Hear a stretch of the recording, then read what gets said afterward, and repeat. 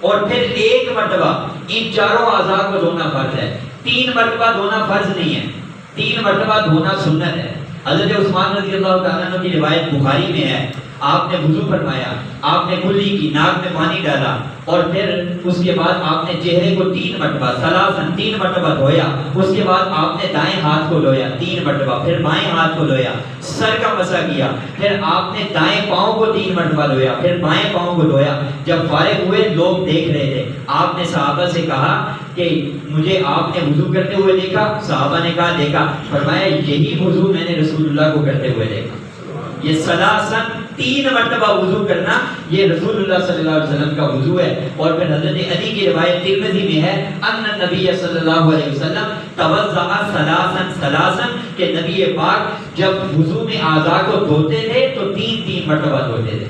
تو پتہ چلا 3 مرتبہ اعضاء کو دھونا